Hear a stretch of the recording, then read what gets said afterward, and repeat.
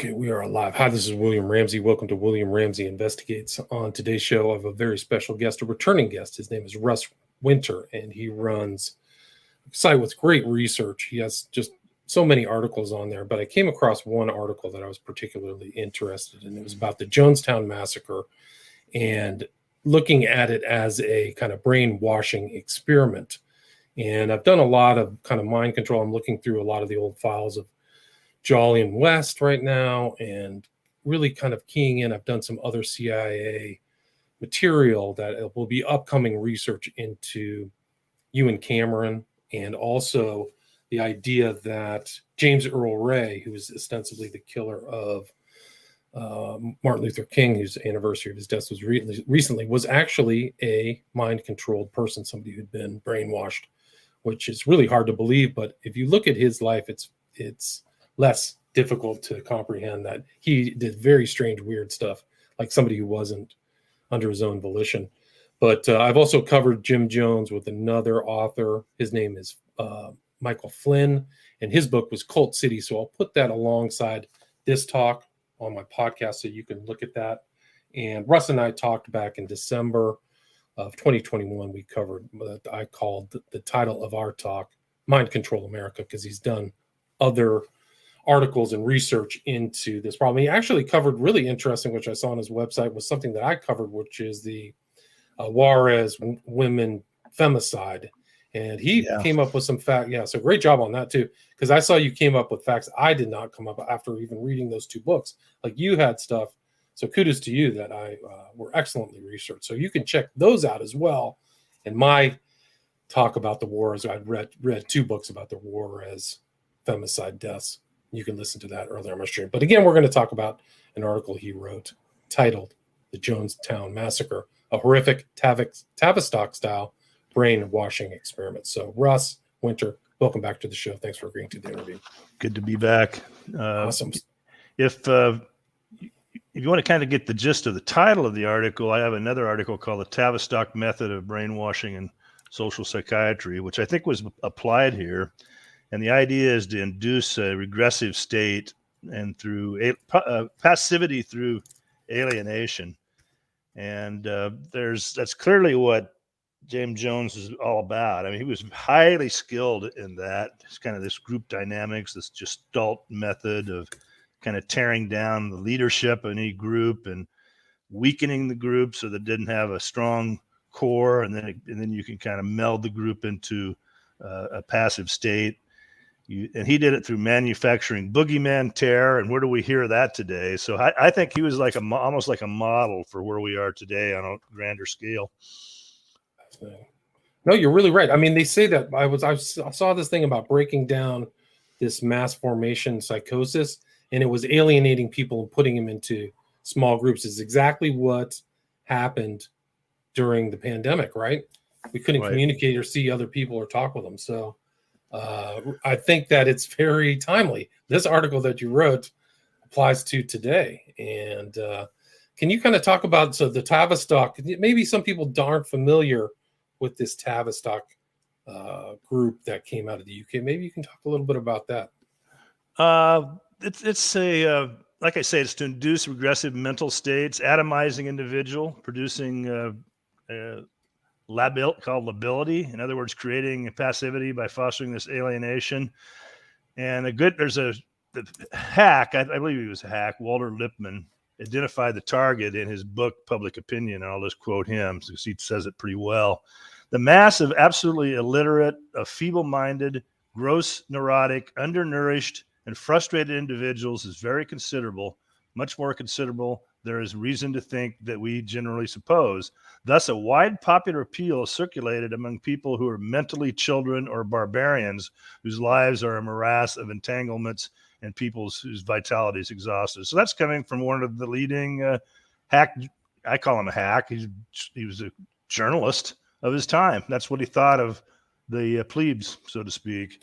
And so he concludes that the coordination of public opinion can be managed by a specialized class. So that's your so-called elite. I don't use the term elite. I don't like that term, but he says it operates through quote unquote intelligence bureaus. And so he's literally writing the book. And then you have Theodore Adorno, who talked about the use of new technology and how people are primitive. He said they're not childlike, but they're childish, and their primitivism is not that of the undeveloped, but that of the forcibly retarded. So these guys had total disdain for the public, and right. I don't know. Sometimes I can kind of see why. Right, but they're not looking at the public as people they're trying to educate, edify, or lift up. They're looking to manipulate them, right? So I think that's really the core issue of those guys. Lippmann was a very famous journalist for his time, if I remember. Yes, and so the key to this brainwashing is the creation of a controlled environment in which stress is introduced to redo individuals' belief structures, and they use peer pressure. The cancel culture is a good example of that. That's what the cancel culture is all about. From other group members, the individual is cracked and a new personality emerges with new values. And the degrading experiences causes the person to deny that any change has taken place. And that way the individual is brainwashed without the victim knowing what has taken place. And I think that's what James Jones tried to do. Now, his attempt to get these people to supposedly commit suicide, I think he kind of failed at that, because when I look at the case, and we can go over some of the particulars of the murder, I think it was a murder scene. I don't think that he really got too many of them. I mean, you have to realize that they were stranded out there in the middle of nowhere. They were being literally tortured, a lot of abuse. Right. He would sodomize the men. He would beat them. He was a sadist. There's one tape of him that you can see on an ABC News clip. It's where he just laughs. He has a cackle. He sounds like Kamala Harris cackling as they're beating the crap out of somebody. So he had these people under the control of this so-called Red Brigade, who were armed goons. They didn't all. I would say very few of them went voluntarily to their deaths. That's my feeling on that. I don't think you're totally out of the far field or something like that, because other people have said that the bodies were stacked. A lot of them were found with syringe marks, so that kind of shows involuntary. And they structured that day when the massacre took place, because I was watching a really interesting discussion with former members. It had David Talbot, who also wrote The Devil's Chessboard about Alan Dulles, but they were talking about Jim Jones. They intentionally sent the basketball team, the men, out away from the event. So it didn't come at random that night that everybody, I think 800 people were murdered. It was a structured, planned event. It seemed like he was building up to that. Yeah, so that may have been the goal of the controllers, to try to do this revolutionary suicide, is what they called it. They attempted it, but there weren't any. I mean, it's just a real cover-up too of the whole. Let's kind of go over some of the cover-up a little bit. They didn't do autopsies. They did like 7 autopsies out of all of them, and they kind of destroyed the innards. They ripped them up, just buried them in unidentified graves. I mean, right. You would think that an event of that magnitude would be really closely investigated in some detail. Right. It's a huge event. I mean, all those people had relatives in the Bay Area or wherever, right? So Jim Jones went from the Midwest to Ukiah, and then Jonestown, which was really kind of just carved out of the jungle in Guyana, right? Yeah, the other thing, there's actually surviving memos. So there's this operator he had made the name of Dr. Schacht, who was a recovering meth addict and Jones's bisexual boyfriend. And he ran the drugging program. So here's what the memo says. This gives you some clues. Cyanide is one of the most rapidly acting poisons. I had some misgiving about its effectiveness, but further research have gained more confidence in it, at least theoretically. I would like to get about 2 grams to a large pig to see how effective our batch is, so we don't get stuck with a disaster that would occur if we use thousands of pills to sedate the people. It goes on and says that we can reverse it. But then they kind of changed their minds and kind of went with bullets. And rather than syringe, they did some syringes, but they also did a lot of it with empty syringes. So there was all these empty syringes all over the place where they would force it down people's mouths. And so I have in my article the plotting, the conspiracy that went around behind the scene. And so the second one, this lady named Schauken, Phyllis Schauken, who is one of his flying monkeys, said that we will, when the time comes that we will meet as a group in the pavilion surrounded by highly trusted security with guns. Names will be called out randomly. People will be escorted to a pace of dying by a strong personality. And she lists some people who are supportive but not sympathetic. The victim or the victim are accompanied by two strong security men with guns.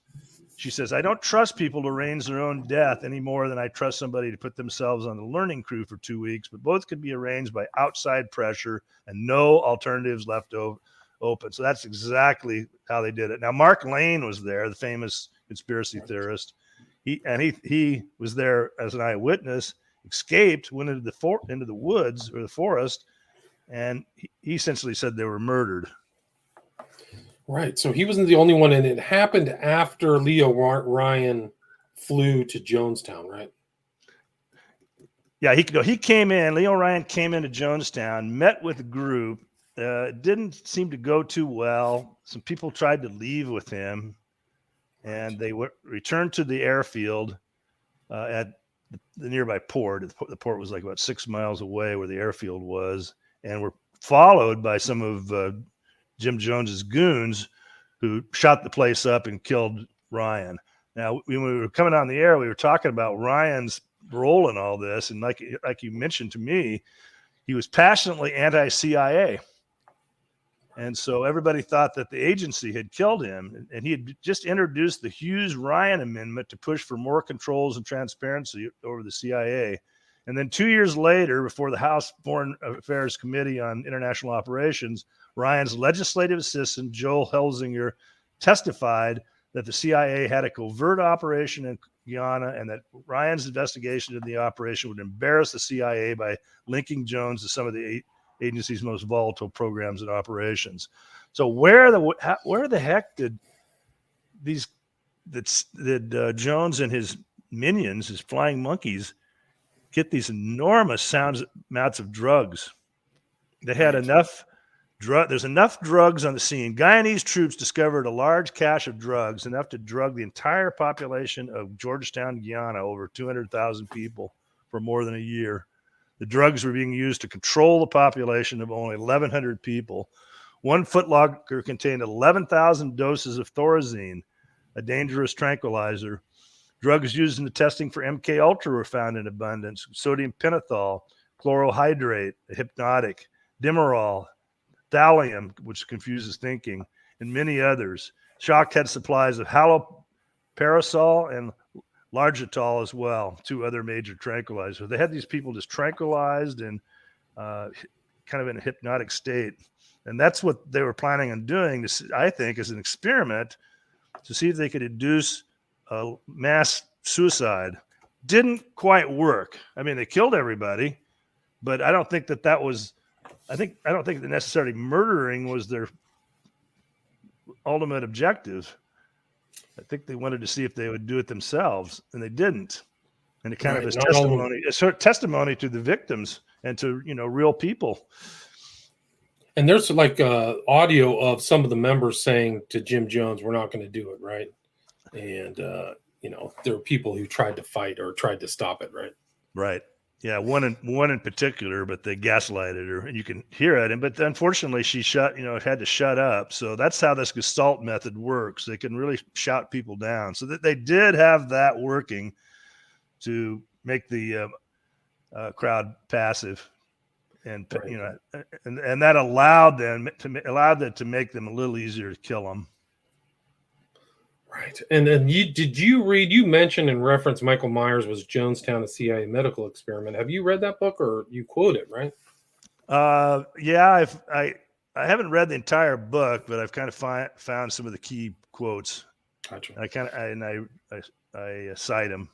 because we know that there was a guy there. I think Jim Jones mentions him, right? Dwyer, who was Yes. a stone cold CIA agent, right? Yes. Yeah, it's just there to kind of observe, apparently. And I don't think that Dwyer, he must have determined that it didn't go quite according to plan. He did get the heck out of there. Right. And Jim Jones is saying on the recording, he's like, "Get Dwyer out of here," right? Yeah. Let's see. Okay, here's what Myers says. He says, the article is called "Was Jonestown a CIA Medical Experiment? A Review of the Evidence." He says the quantity of psychoactive drugs, together with the meticulous medical records and the layout of the bodies, indicates an attention to detail and evidence that the experimenters wanted to follow. As the cause of death was noted on the medical records of each quote-unquote test person, writes Myers, the corpses were dragged to one side and placed in neat, orderly piles. Of course, part of the experiment was not to test the children, but rather the willingness of mothers to kill their children. Myers, the New England Journal of Medicine commented on the handling of the bodies at Jonestown. He said 6 months after the massacre, only 1/3 of the bodies at Jonestown had been positively identified. No death certificates have been obtained for any of the people who died at Guyana. A medical legal autopsy ought to have been performed on every body to establish the cause and manner of death in each case. In fact, only 7 autopsies were carried out among 713 victims. All the bodies had been embalmed in Guyana using a procedure that ripped up the internal organs. In the end, the physicians were able to certify the cause of death in only 2 of more than 900 cases. And so there's a Guyana law requires an autopsy on any unnatural death, but American officials, so the Americans quickly got into the picture and took the jurisdiction away from the Guyanese. American officials insisted the cause of death was quote unquote readily apparent and additional inquiry was not necessary. Dr. Stormer, then president of the National Association of Medical Examiners, sent an open letter to the U.S. Army complaining about the handling of remains and the illegal cremation of the Jonestown victim. And then they rushed in. It's very strange how they picked up. Here it is. There's a event that went on during the evening of November 18th. So this kind of occurred, I don't know, like in the early morning hours, like 1 or 2 in the morning, something like that. And the response was incredibly rapid. Within an hour at 3:04 on November the 19th, a C-141 medevac left Charleston, North Carolina, bound for Guyana. At 3:29 a.m., the JSC chronology indicates that CIA Nolan reports mass suicides at Jonestown. So somehow they learned of mass deaths and claimed suicide while it was still dark, even before the Guyanese Defense Force even arrived at the commune. Wow. That's what happens. They just make a lot of mistakes with these operations. They knew. Right. They knew right away. So they knew this, and it's just really crazy. 1978, and Jones. Jones knew this guy Dwyer, but he also knew Dan Mitrione. Have you ever heard that story? No.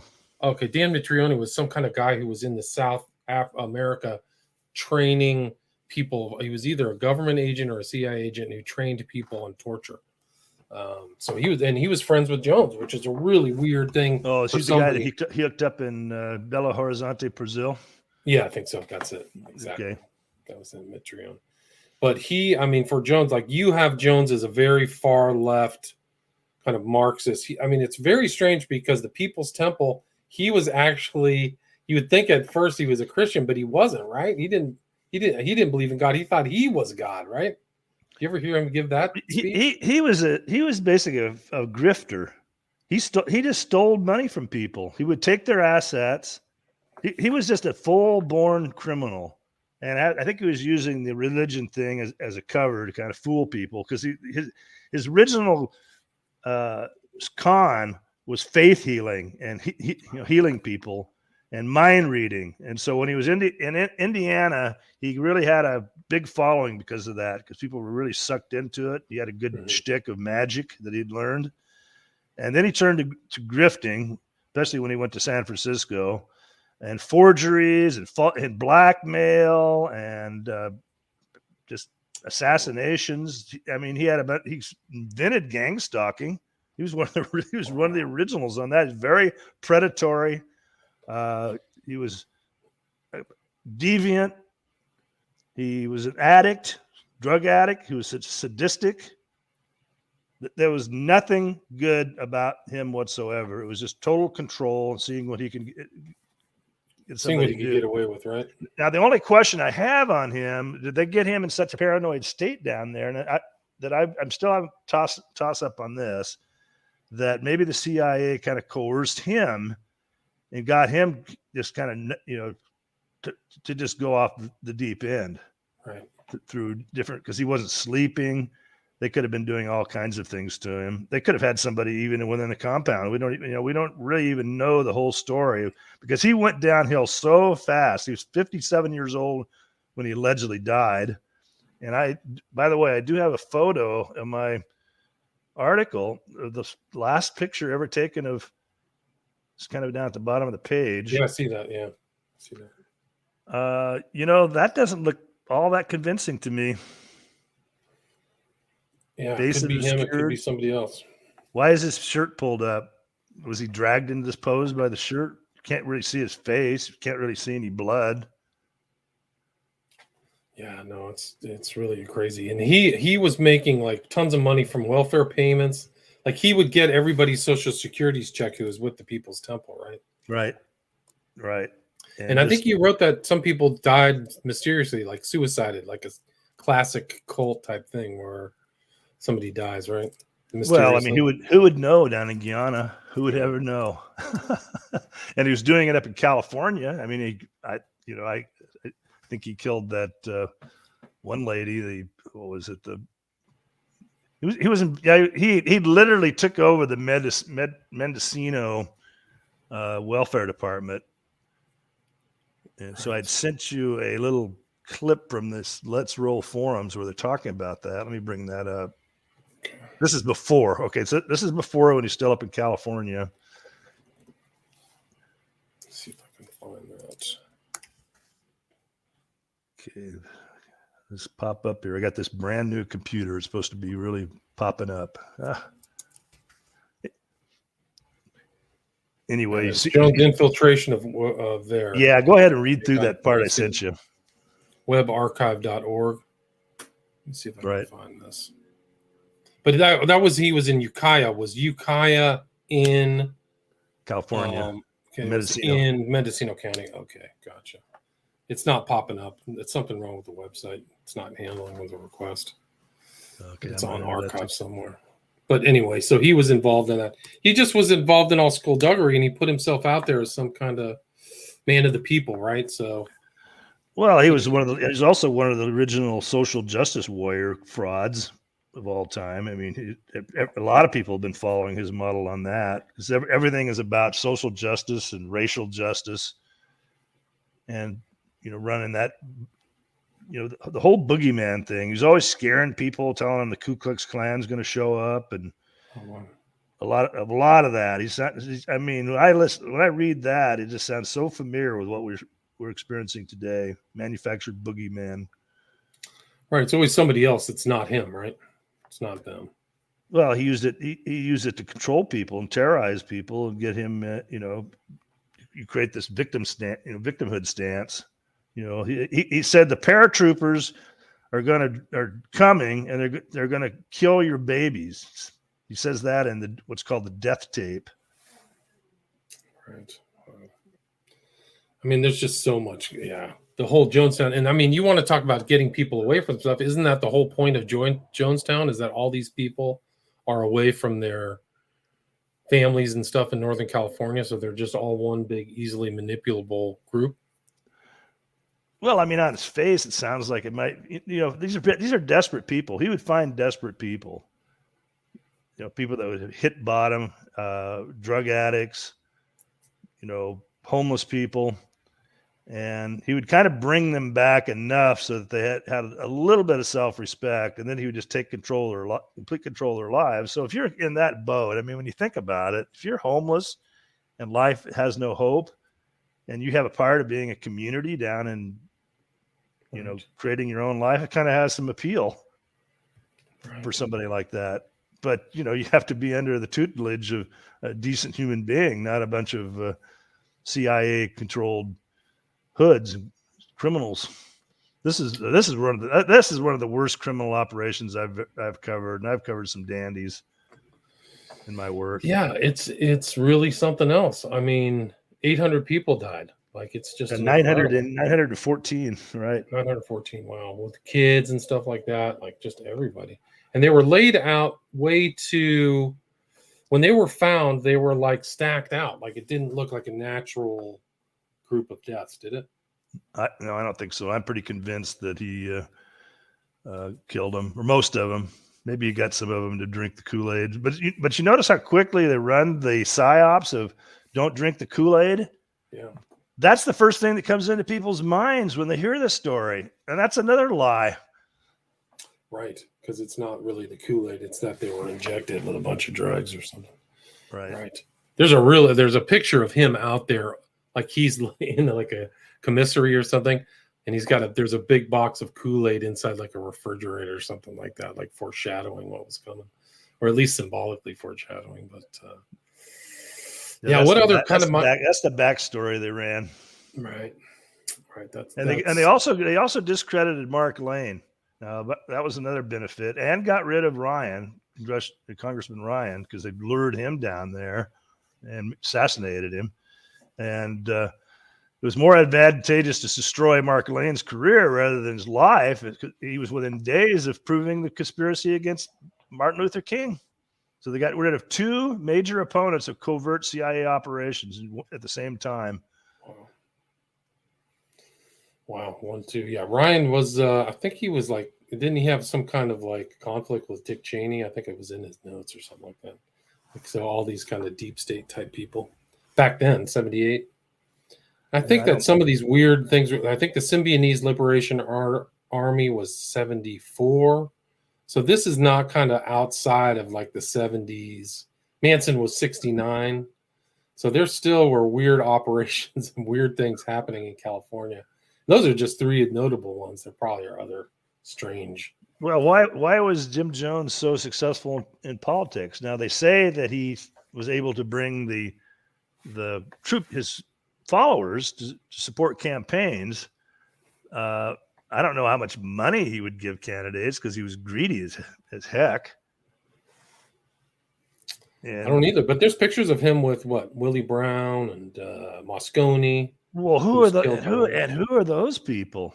Right. There's a lot of good questions, man. Who is Willie Brown? Willie Brown is the boyfriend of Kamala Harris. I mean, it just keeps the former boyfriend. It just keeps going. Keeps getting stranger and stranger. Well, I think that they were closer to 78 when she was his boyfriend too. I can't remember when he was the mayor or whatever, but strange bedfellows, man. Really strange. And like, didn't Jones was kind of like Paul into polyamory too, right? He had like 9 different children, right? Well, it wasn't exactly polyamory for himself, not for anybody else. Gotcha. He wasn't truly about free love. It was just he could take anybody's woman and have his way with her. So it was a very selfish type of thing, and it didn't work. It really didn't work. It just created a lot of conflicts, including some major conflicts that really helped bring him down and brought a lot of pressure down on him, including the husband of Phyllis, Shacky, the nurse that was one of the principal assassinations. He broke away because of his treatment of their marriage and became very rebellious. But then he got lured back down to Jonestown and was murdered. Wow. Possibly even before this night. This bad night. Wow, interesting. So they were trying to get people down there to do the whole revolutionary suicide trying to get. I mean, that's probably why Ryan came down. Was there? That was the main target, right? I have to believe that he was lured down there and that was timed.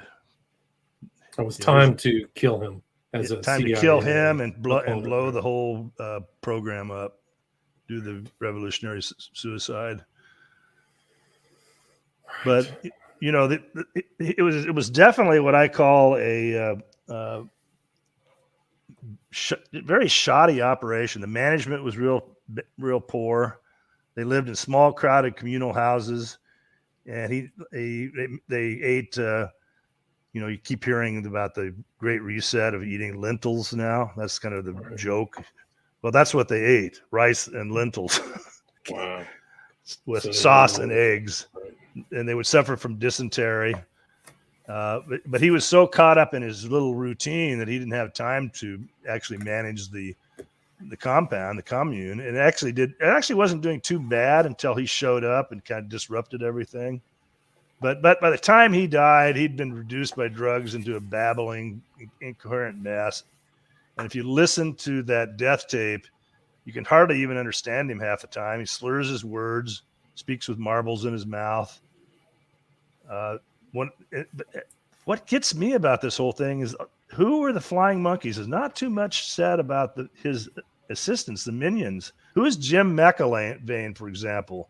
A former therapist and brainwasher hack had arrived in Jonestown only 2 days earlier, and he was a major player in making this a beautiful day, and he was out there preaching to the choir about reincarnation, new age hocus pocus. Where did he come from? It's hard. It's hard to get. There's kind of dead ends in research on people like this. Right. Like, where are all these strange people around him? How did he know Dwyer? Like, those are good. Those are important questions. Like, he wasn't a public figure. I mean, he picked some of them off the streets. This goon that the male doctor, what was his name? Shocked or whatever. Shocked. It was he picked him off out of a drug rehab and then sent him down to Guadalajara, give him a little bit of medical training down there, and then took him with him. So he was organizing awful lot of flying monkeys to do nothing but no good. Not to run a successful commune and successful farm, but to control and kill and do harm to people. Did we talk? Roberta Glasses joined us. Did we talk about how problem followers were drugged into compliance? Did you cover any of that or come across any of that? The who? If there were troubled, or problem people, problem members of the People's Temple, were they drugged to get in compliance? We did mention earlier, or Russ did, that they had tons of drugs. Like, they had mountains of all kinds of different drugs, right? Sodium pentothal, chlorohydrate, demerol, absolutely, yeah. They're using it on people. They're using it on people. Yeah. Have you ever heard of any elite or wealthy families that funded the Guyana operation? Good question. No, I don't really know. He's at one asked, didn't one have connections to Nazi death camps? Yeah, I don't know. That's a great question. I don't know. It seems like these little foundations and NGOs get involved in everything. That's just so universal when you start digging into these stories. So, I'm sure somebody might have given him contributions, but it was self-sufficient because he just stole it from all of his members. He had there's $26 million in bank accounts that was being raided after he supposedly died. So he may have just flown the coop somewhere and gone down to Paraguay or whatever and is just living it up. Like they had a double and got out. I heard the same thing about the Symbionese army. Is that Symbionese army or Liberation Army? Is that the house got burned down in L.A., but some of the people got out the back. The bodies weren't found. I've heard stories about that too. That was probably like Operation Chaos Op, CIA op. Much like Jonestown. How long was Jones in Northern California? I don't even know offhand, but he was there for a number of years. I think about 5 years, because Right. he went down, he went to Brazil, then he came back to Indiana, and then he went to Northern California. I think it's 71, something like that. And see, this places him in California during that whole Operation Chaos operation stuff that supposedly ties into Manson, definitely ties into Symbionese Army. That was totally government created. The really good book is Schreiber's Revolution's End. Highly recommend people check. You should check that out, Russ. It's really good because I think it's right around this time. It happened right in Northern California. See, another little grift that you can run is our life insurance scams. Right. And if you can get somebody to insure this flock of people down there, and then in some ways pay out benefits and under darkness, you can raise a lot of money that way. Right. I mean, I would think if that many people died in one hour, then life insurance fraud has to be considered. Right. No, good point. Yeah, we mentioned a couple doctors. Shaq was one of the doctors, and then there was another one called Chaikin. Yeah, so she was the nurse. She was the nurse. Right. So there was definitely something going on. Anybody have any other questions or anything? Is there anything you'd like to add, Russ? I mean, we're at about 36 minutes. Anything you'd like to sum up with? Just a few little comments about his worldview. He acted as a New Age one world messiah, preaching that he was the reincarnation of Gandhi, Father Divine, Jesus, Buddha, and Vladimir Lenin. I mean, what a hodgepodge. Yeah, interesting choices. And so what he tried to promulgate was his belief of what he called the translation, where he and his followers would all die together and move to another planet and live blissfully. And so he was trying to promote Marxism in the United States by mobilizing people through religion, but citing Mao Zedong as his inspiration. And his own wife stated that Jim used religion to try to get some people out of the opiate of religion, and had slammed the Bible on the table yelling, "I've got to destroy this paper idol." So he spoke openly against religion. And some people didn't like it. I mean, he lost a lot of his followers. Interesting. The allure kind of wore thin, but he would terrorize anybody that would leave the temple, the church. He would gang stalk them. I saw one of his speeches or sermons in San Francisco. He says the "I am God." It's on YouTube. Like, there's no God, I am God, or something like that. Really aggressively too. So yeah, that's Discordian nihilism that these people just live for. Just a few more little things about him. He was even those who remain loyal to Jones, insisting that he was somehow, quote unquote, misunderstood, lament his enthusiasm for sexually humiliating those who displeased him, not occasionally by resorting to sodomy, homosexual sodomy, rape. In December of 1973, he was arrested and charged with soliciting a man for sex in a movie theater restroom near MacArthur Park in L.A. He incorporated weaponized sex as part of his trauma-based abuse. Sex among temple members outside of marriage was banned, yet he set up a different standard for himself and voraciously engaged in sexual relationships with both male and female temple members. He claimed that he detested engaging in homosexual activity, but did so only for the male temple adherents' own good, purportedly to connect them symbolically with him. So he tried to control everybody. He had this cuckolding kink going on to humiliate and control his underlings and break down family ties.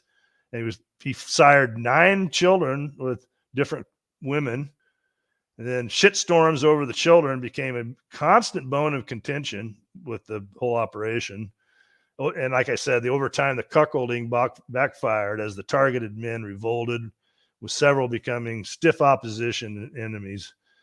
Children were generally surrendered to communal care, and at times were only allowed to see their real parents briefly at night. Jones is called father or dad by both adults and children.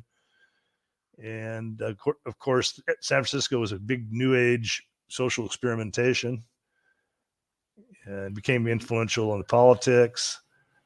Bad things tend to happen to those that stood up to the church. He controlled the Mendocino County Welfare Department. He had spies in there, so it was infiltration and infestation of practically the whole county. He enjoyed public support and contact with some of the highest level politicians in the United States. So don't these people vet anybody? Mondale, Good question. Governor, Moonbeam Brown. I mean, it just amazes me when I do this kind of research how little vetting of these kind of evil people. It's almost like an attraction. It's the opposite. Yeah, that's my conspiracy theories. That's my conspiracy theories running amok there, William. Well, I mean, I think that Carter was pictured with him and that other serial killer from the Midwest, John Wayne Gacy. Yeah, so there's like pictures of her with two total maniacs. There's probably more people involved in the Gacy killings too, which is a whole other disturbing thing. I'm at 40 minutes. I got to run pretty fast. How do you want to wrap this up? Is there anything you'd like to add? I mean, where can people find this article and your other excellent articles on mind control? Well, the article I just is an older article. It's called the Jonestown Massacre. If you enter that under search, it'll come up. And then I would also recommend reading an article called the Cornerstone. It's called Cornerstone Article to the Reading of Winterwatch: The Tavistock Method of Brainwashing and Social Psychiatry. Again, an older article, but you can find it under research. But actually, if you check tomorrow, I'm going to go ahead and put this call up on my site. And I'll link to those two articles tomorrow. Great. And it's winterwatch.net, right? So Right. if people want to reach out to you as well, they can just contact you through that, right? Yep. Okay, cool. And again, it's Russ Winterwatch. And the title of the article and the subject was Jonestown. But this article that I saw was the Jonestown Massacre, a horrific Tavistock-style brainwashing experiment. Thanks so much for your time. Thank you, William. Bye-bye. All right, take care. Bye-bye. All right, stay there.